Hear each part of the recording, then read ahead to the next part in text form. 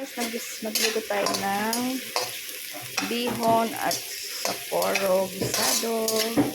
Ginigisa ko na yung aking garlic at onion. Ay, English po yan. Ayan, nilagay ko na yung giniling. Ayan, saute natin yan hanggang sa matuyo. Ayan, kasi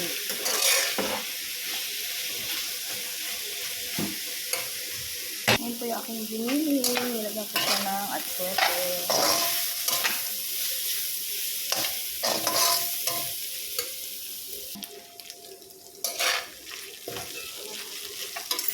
Ayan ko siya ng soy sauce.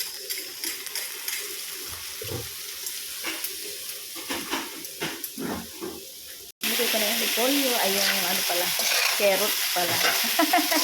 Repolyo. Wala kaming green beans. Bagyo beans kasi bigili naman yung ko yung beans din daw yun. Yung panglagay sa sinigang. Yung bataw yan. Bataw. Dito natin yung repolyo. Kasi wala kaming beans. Nakatamad ng bumaba.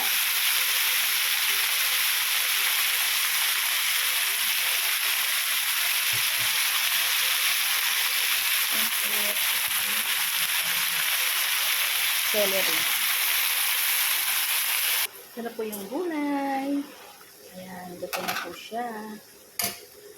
Ayan na po yung sabaw. Paglulutuan ko ng pansit. Nilagay ko ng soy sauce, paminta, at yung celery na tinira ko kanina na fresh. Ayan, papakuloyin po natin siya bago natin ilagay yung ating saporo. Ayan na po yung ating pansit, saporo, at bihon. Ayan po natin siya maluto. At ngayon po yung gulay. Ipatong natin sa ibabaw mamaya. Maluto na. Ayan po siya. Malapit na siyang maluto. Patuyuin na lang natin siya.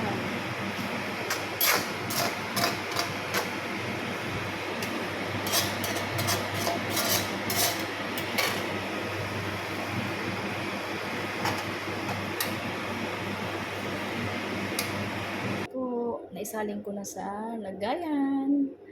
Kain na tayo. Ayan. Ito pa yung left na sumobra na gulay. Marami. Mahilig kasi ako sa gulay. Ayan. Thanks for watching.